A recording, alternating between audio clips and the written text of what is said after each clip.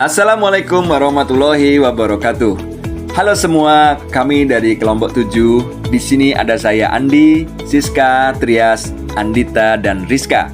Pada video ini kami akan menyampaikan ide inovasi yang berjudul tentang Sport Hall. Pengen tahu seperti apa ide inovasi ini? Simak terus videonya sampai selesai ya. Olahraga bukan hanya sebatas aktivitas fisik saja, tetapi juga menjadi elemen kesatuan dari suatu gaya hidup sehat. Berolahraga tidak hanya memberikan manfaat dari aspek fisik, namun juga memberikan pengaruh terhadap kesehatan mental, sosial, dan emosional. Dapat dikatakan bahwa olahraga sudah menjadi kebutuhan hidup bagi banyak orang. Jika seseorang ingin mendapatkan kondisi yang sehat dan bugar, maka salah satu caranya adalah dengan berolahraga. Berolahraga pasti akan jauh lebih seru dan mengasihkan jika bisa dilakukan bersama dengan keluarga atau teman dekat. Namun, kadang-kalanya kita mempunyai olahraga favorit masing-masing yang berbeda, sehingga susah mencari tempat yang dapat mengakomodir semuanya. Nah, ide inovasi kami memberikan solusi atas permasalahan itu. Seperti apakah ide inovasi ini? Mari kita simak penjelasannya. Sport Hall ini kami rancang dengan Customer Value Proposition sebagai berikut. Yang pertama, tentu saja penyewaan fasilitas olahraga. Kalau kebanyakan suatu sport hall hanya punya 2 atau 3 jenis fasilitas olahraga, atau bahkan hanya punya 1 jenis olahraga saja, sport hall kami punya 6 fasilitas olahraga. Ada fasilitas lapangan badminton, tenis, mini soccer, renang, gym, dan basket. Sehingga sport hall kami dapat mengakomodir kebutuhan olahraga yang berbeda-beda. Yang kedua, kami mengombinasikan dengan konsep solusi hidup sehat. Di dalam area sport hall kami tersedia klinik konsultasi gizi dan diet, serta fasilitas olahraga seperti gym yang mendukung program konsultasi kesehatan tersebut. Berikutnya yang ketiga, di sport hall kami juga menyediakan solusi untuk penyembuhan cedera karena olahraga. Tersedia klinik fisioterapi dan massage di sport hall bagi yang mencari pengobatan cedera. Value proposisi yang terakhir adalah konsep olahraga bersama keluarga atau teman. Tidak hanya 6 fasilitas olahraga yang kami miliki, namun di dalam area sport hall kami juga tersedia arena playground untuk bermain anak dan fasilitas food court bagi yang mencari makanan dan minuman. Jadi apa saja keunggulan-keunggulan yang kami tawarkan pada inovasi sport hall kami? Standarisasi lapangan. Semua lapangan olahraga yang kami miliki mengikuti standar internasional. Tidak hanya ukurannya saja, namun juga kelengkapan yang dibutuhkan seperti pencahayaan dan sirkulasi udara. Pelatih profesional. Bagi yang membutuhkan pelatih untuk meningkatkan skill dalam berolahraga, kami sediakan pelatih profesional dan berlisensi. Tenaga ahli berpengalaman.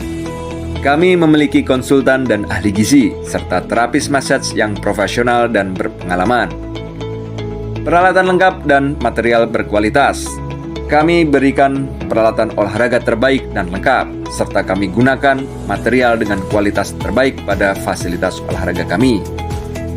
Fasilitas pendukung nyaman dan lengkap. Kami sediakan locker room untuk menyimpan barang berharga dan kami sediakan ruang ganti yang sangat nyaman. Sarana dan prasarana aman dan nyaman. Kami sediakan sarana prasarana penunjang yang lain seperti parking area yang luas dan musola yang nyaman. Selanjutnya, Siska akan menjelaskan apa sih yang bisa menjadi partner dalam bisnis sport hall ini. Sesuai dengan namanya, tentu tidak lepas dari peralatan olahraga. Nah, di sini juga disediakan tempat penyewaan maupun pembelian alat olahraga. Jadi, kalian tidak perlu repot-repot ya membawa peralatannya. Untuk mendukung kelancaran bisnis, kita juga bekerja sama dengan sekolah, kampus, perusahaan, atau komunitas olahraga. Jadi, kalau ingin mengadakan acara olahraga, jangan lupa ya pesan di sini. Selain itu, kita juga akan mengundang media lokal dan influencer agar bisa membantu untuk mempromosikan acara yang diselenggarakan ini. Kalau beruntung, kalian juga bisa kenalan loh dengan influencernya. Bagi yang takut nih, kalau misalnya terjadi apa-apa saat berolahraga, jangan khawatir. Sebab di sini juga terdapat instruktur dan pelatih olahraga. Jadi, di sini aman ya teman-teman. Nah, yang terakhir, selain melakukan olahraga, kalian juga harus menjaga apa yang dimasukkan ke dalam tubuh kalian. Di sini juga ada ahli gizi. Jadi, bagi yang mau berkonsultasi mengenai kalori dan lain-lain terkait gizi, juga bisa sekalian di sini ya. Selanjutnya saya akan membahas mengenai saluran distribusinya. Bagaimana ya supaya bisnis baru ini bisa lebih dikenal dan terkenal? Yang pertama bisa dari media sosial seperti Instagram dan TikTok. Untuk mempermudah pemesanan, kalian bisa melakukannya secara online. Jadi, kita akan bekerja sama dengan e-commerce seperti Tokopedia dan Shopee untuk pemesanan tempat maupun pembayarannya. Selanjutnya, untuk pemesanan, cek ketersediaan tempat maupun pembayaran juga bisa menggunakan Sport Hall Digital Platform. Di dalam aplikasi ini, kalian bisa mendapatkan nomor keanggotaan dan bisa memperoleh informasi mengenai event-event yang akan diadakan di Sport Hall. Selain itu, kalian juga bisa mendapatkan diskon menarik ya dari aplikasi ini. Yang terakhir, kita juga akan bekerja sama dengan gym-gym di sekitar Sport Hall. Nah, kalian pasti bingung kenapa ya kita bekerja sama dengan gym, padahal kita sendiri juga memiliki gym. Jawabannya adalah karena kita sama-sama saling membutuhkan. Gym itu identik dengan orang yang melakukan olahraga sendirian. Sedangkan di dalam Sport Hall, kalian bisa berolahraga bersama teman-teman kalian ya. Jadi, misalnya, gym di dalam Sport Hall penuh, maka kita juga bisa membantu menginformasikan bahwa ada tempat gym yang lain. Begitu pula dengan gym-gym yang ada di sekitar Sport Hall. Jika ada yang sedang ingin ramai-ramai berolahraga, maka gym-gym tersebut juga bisa memperkenalkan ada lapangan yang tersedia di Sport Hall. Wah, ternyata ide inovasi bisnis Sport Hall ini sangat luar biasa. Yang menarik di sini, kita akan membahas siapa calon pelanggan Sport Hall ini. Maka segmentasi pelanggan atau customer segmentation dapat dibagi menjadi 4 segmen. Yang pertama adalah berdasarkan demografi atau usia. Ini dimulai dari anak usia dini, pelajar, mahasiswa, pekerja single, dan pasangan muda. Segmen berikutnya adalah berdasarkan kebutuhan dan keinginan. Mereka yang tergabung dalam komunitas atau klub olahraga, para pekerja dan profesional muda yang memiliki hobi yang sama, yaitu olahraga dan kebugaran. Sedangkan segmen berikutnya adalah customer dilihat dari wilayah geografi. Mereka yang berdomisili di sekitar wilayah Jabodetabek, khususnya di Jakarta Barat, Selatan, dan juga Tangerang Raya adalah calon pelanggan potensial Sport Hall ini. Sedangkan yang terakhir adalah segmentasi berdasarkan psikografi atau gaya hidup. Ini yang menarik, generasi milenial dan Gen Z yang memiliki gaya hidup sehat, gemar olahraga dan kebugaran, berminat sosialisasi dengan circle-nya, cocok untuk menjadi customer potensial di Sport Hall ini.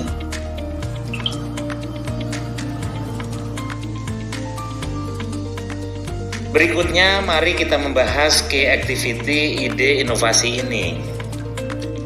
Kunci sukses apa yang akan dilakukan dalam menjalankan aktivitas bisnis Sport Hall agar sesuai dengan ekspektasi yang kita harapkan? Di sini kita akan membagi menjadi 3 aktivitas. Yang pertama adalah aspek pemasaran. Yang akan kita lakukan adalah Sport Hall ini didesain menjadi pilihan utama dari para customer dan menjadi market leader dari bisnis yang sejenis.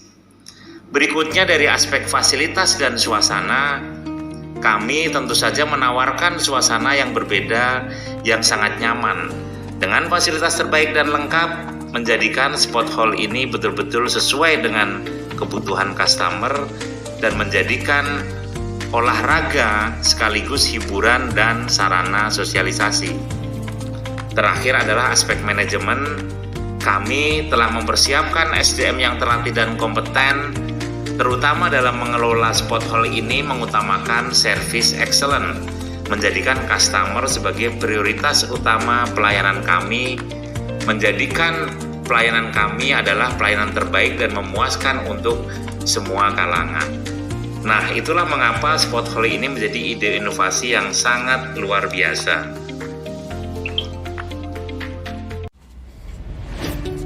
Oke, selanjutnya kita akan membahas tentang customer relationship dari Sport Hall. Yuk kita simak penjelasannya. Sport Hall memiliki 4 customer relationship. Di antaranya ada perusahaan, pemerintah, komunitas olahraga, dan sekolah. Oke, kita akan bahas satu-satu ya. Yang pertama, perusahaan.